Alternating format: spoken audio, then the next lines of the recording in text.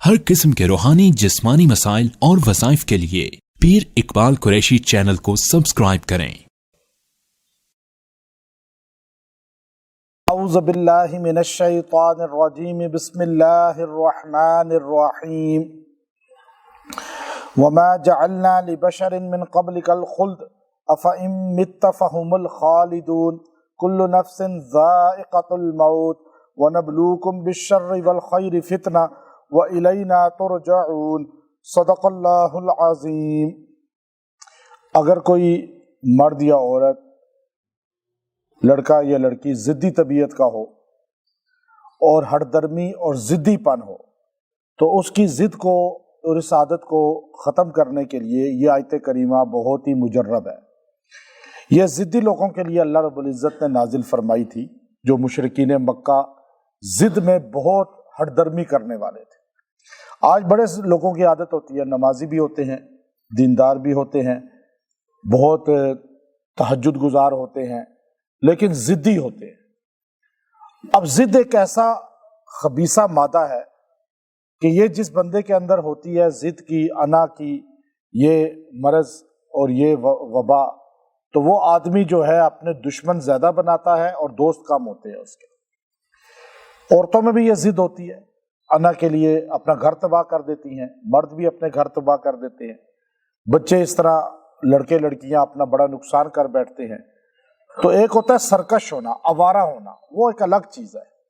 ضدی پن ہونا، یہ ایک آج چھوٹے چھوٹے بچوں میں یہ بیماری ہے۔ تو ضد کو ختم کرنے کے لیے بڑا تیر بہدف یہ عمل ہے، کیونکہ مشرکین مکہ بڑے ضدی طبیعت کے تھے۔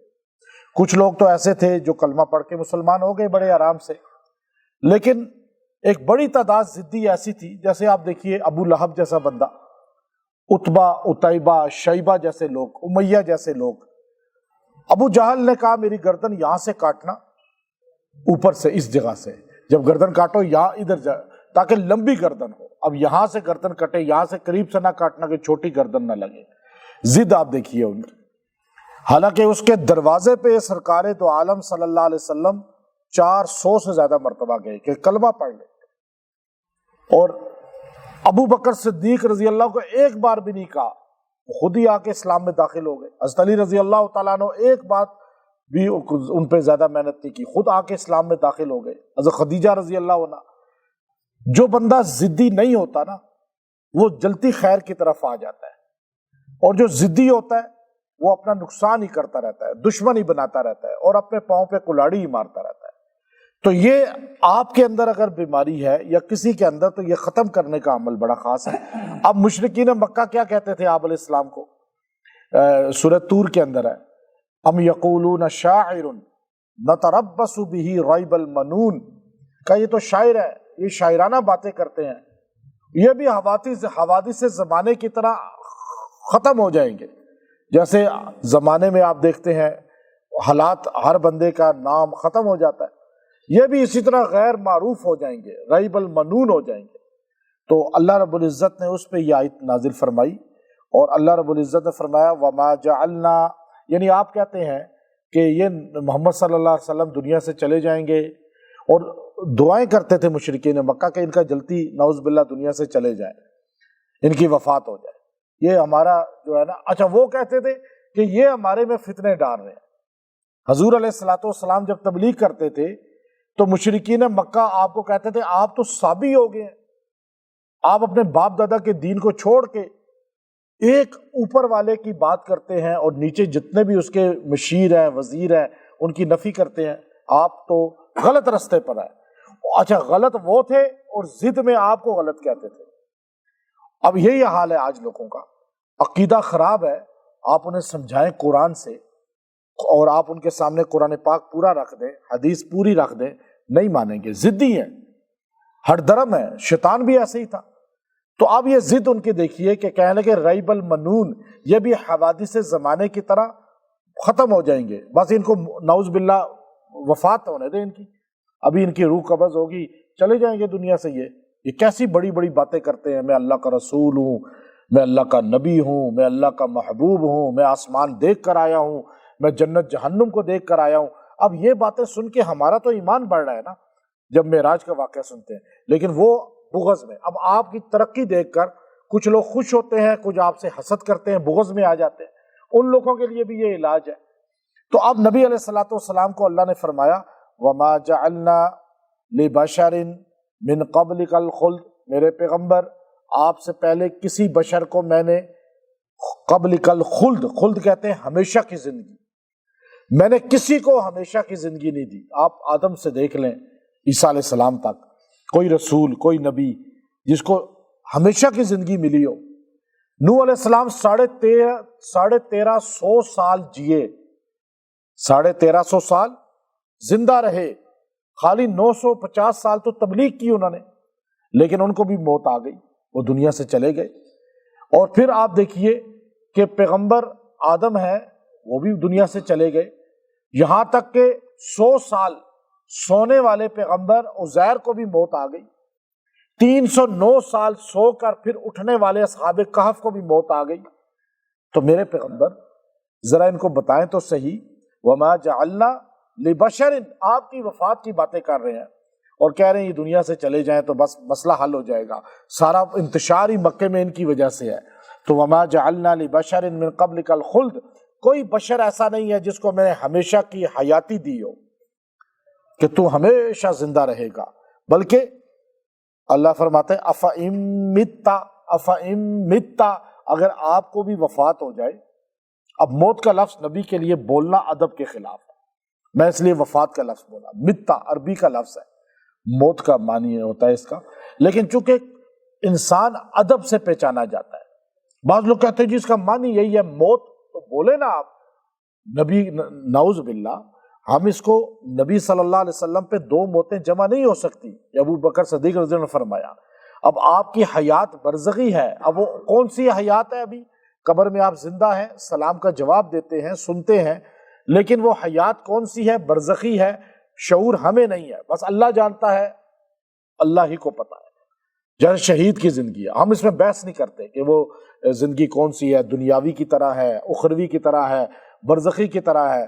اب اس پہ بحثیں ہماری بہت زیادہ اختلاف چل رہا ہے اکثر ہمارے علماء میں، اور عوام میں وہ لے آتے ہیں میڈیا میں، جس سے فتنہ پیدا ہوتا ہے۔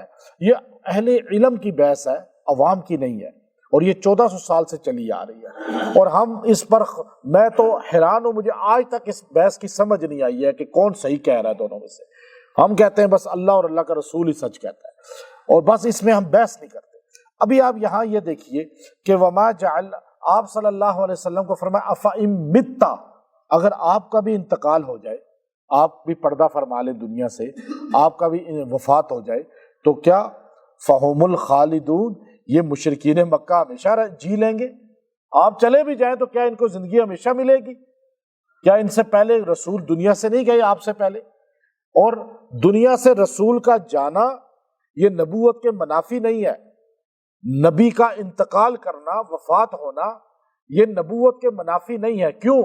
کہ اللہ نے ہر بشر کو وفات دینی ہے، اور آگے اللہ نے اور اس کو بڑھا دیا ہے۔ یہاں تو کہا نا بشر، کوئی بشر، پہلی بات تو یہ بتا دی کہ یہ عقیدہ رکھنا کہ نبی بشر نہیں ہے، بشر ہیں، انسان ہیں، لیکن سید البشر ہے، ایسے بشر ہیں کہ کوئی بشر ان کا مقابلہ نہیں کر سکتا۔ جیسے زمزم پانیوں جیسا ہی ہے نا، لیکن پانیوں میں سے ہے، لیکن سارے پانیوں جیسا نہیں ہے۔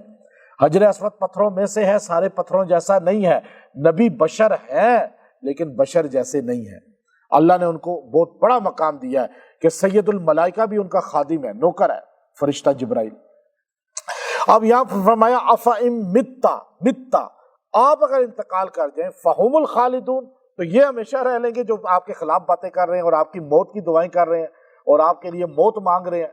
ان سے پوچھیں کیا ان کا دادا پردادا زندہ ہے؟ کیا ان کے بڑے زندہ ہیں کوئی؟ وہ بھی اسی طرح کرتے تھے، ہٹ درم تھے، نبیوں کے ہٹ درم رہے ہیں سارے لوگ۔ پھر اللہ نے آگے بات کو بڑھا دیا، یہاں بات خالی بشر تک تھی، اب اللہ نے ان ساری مخلوق کی بات کر دی۔ اللہ نے کہا کل نفس ذائقۃ الموت، ہر ذی روح نے موت کا ذائقہ چکھنا ہے، ہر نفس نے۔ ذائقہ کس کو کہتے ہیں؟ جس کو یہاں محسوس کیا جائے زبان میں۔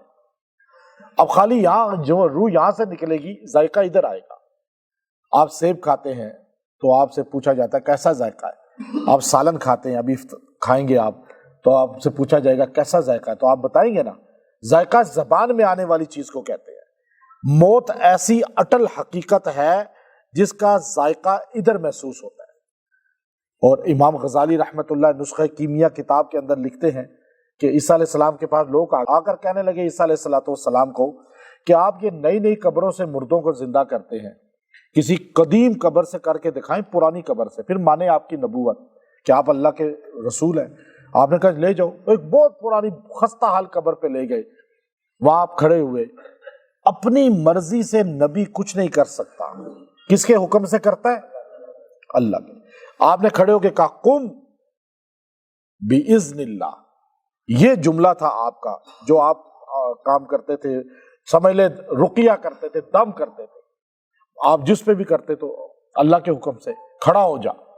تو وہ ایک دم قبر شق ہوئی، ایک بندہ یوں بال جھاڑتے ہوئے کھڑا ہوا، تو آپ نے اس نے سلام کیا، آپ نے سلام کا جواب دیا، پوچھا تیرا نام؟ اس نے کہا سام بن لامک بن متوشائخ۔ اب یہاں دیکھیں، بن یارو بن ملحلیل بن قینان بن انوش بن شیز بن آدم۔ اب وہ آدم علیہ السلام کے کتنے قریب، اور نوح پیغمبر کا بیٹا، حام یافس سام، 3 بیٹوں سے دنیا چلی ہے پورا انسانیت۔ تو آپ نے کہا تو نوح پیغمبر کا بیٹا ہے، دوسرا رسول، دوسرا پیغمبر، اور عیسیٰ آخری سیکنڈ لاسٹ پیغمبر۔ تو آپ نے کہا ہاں میں نوح پیغمبر کا بیٹا ہوں۔ کہا تو نے اتنی صدیاں گزار دی قبر میں، قبر کے بارے میں ہمیں بتا تو صحیح، احوال کیسے ہیں اور زندگی کیسی ہے وہاں کی، منکر نکیر کے احوال کیسے ہیں۔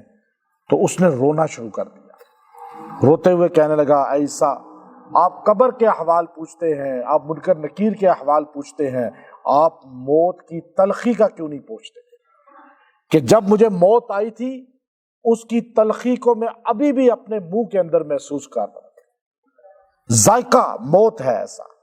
اور یہ آیت کریمہ ایسی ہے، آپ دیکھیے پرانے دیہاتوں میں آپ نے، اب تو دیہاتی نظام کم ہو گیا، ورنہ جو آج بھی دیہاتوں میں پہلے جانور سرکش ہو جاتے تھے، ضدی پن کو ختم کرنے کا اس لیے تو عمل بتا رہا ہوں، میں اپنے پاس سے نہیں بتاتا کوئی چیز، میں قرآن پاک کی ترجمہ، شان نزول اور آیات کو پورا دیکھ کر پھر اس کے مطابق وہاں سے آپ کو وہ چیز نکال کے پیش کرتا ہوں۔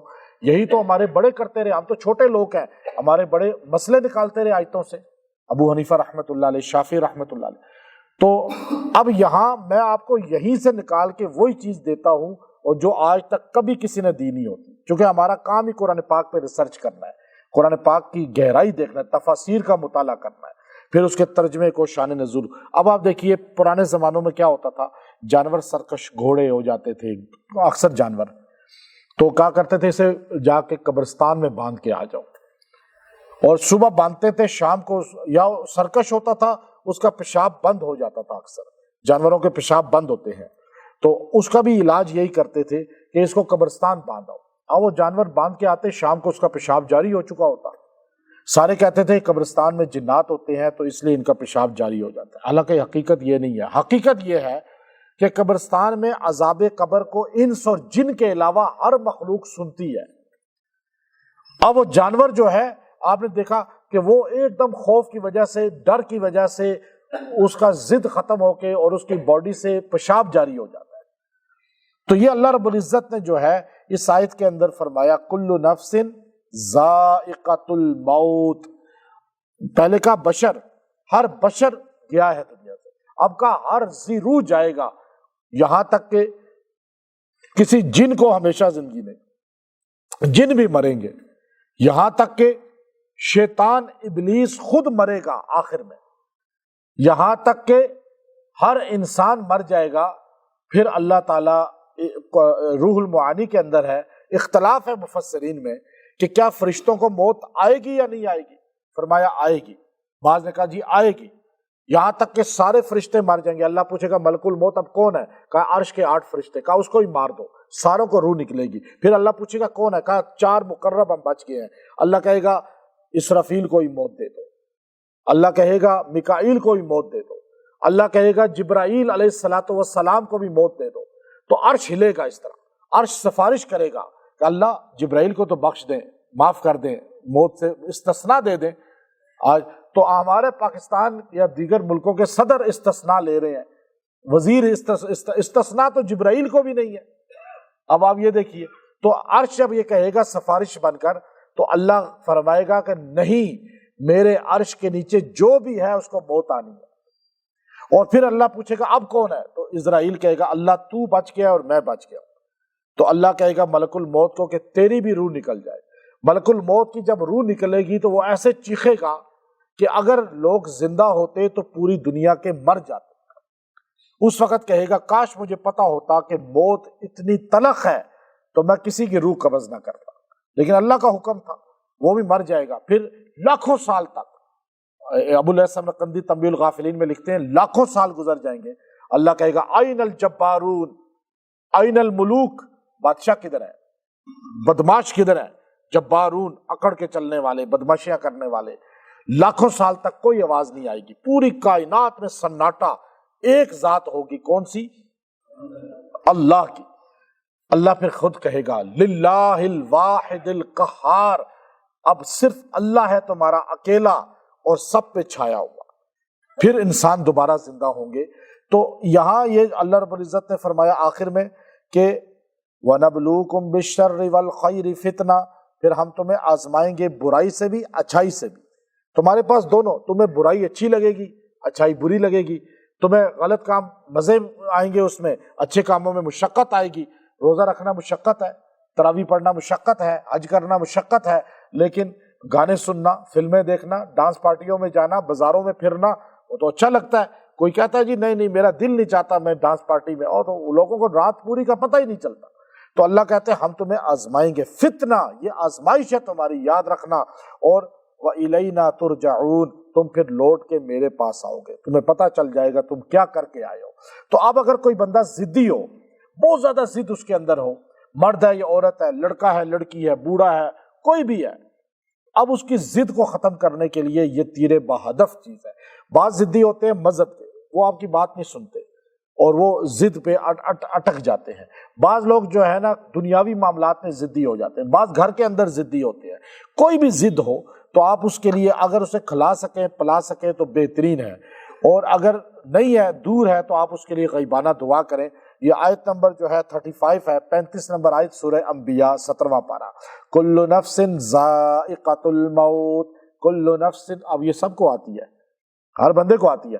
آپ اس کو 100 مرتبہ پڑھیں اور اس کو کھلائیں پلائیں اور اس کے لیے غیبانہ دعا کریں، کھانا بنے اس میں شامل کر لیں، دم کر دیں اس میں، اور اگر کوئی ضدی آدمی ہے اور آپ کے قریب ہے تو وہ سویا ہوا ہے تو اس کے اوپر پڑھ کے یہ پھونک دیں، سوئے ہوئے پہ پھونکیں، آپ جاگتے پہ نہیں۔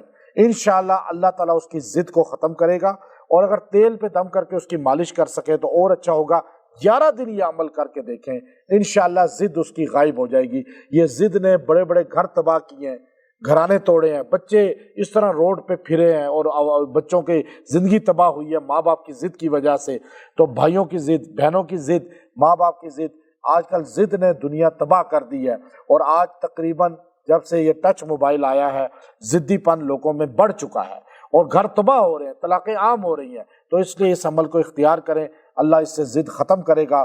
موت کی یاد آئے گی، اور موت ایسی چیز ہے جو بڑوں بڑوں کی اکڑ کو ختم کر دیتی ہے، بڑوں بڑوں کی ضد کو ختم کر دیتی ہے۔ جب آپ موت کے سنتے ہیں تو بڑے بڑے جو ہے وہ ایک دم پسیج جاتے ہیں۔ اللہ ہمیں اپنی ذات کے ساتھ جوڑ دے۔ وآخر دعوانا الحمدللہ رب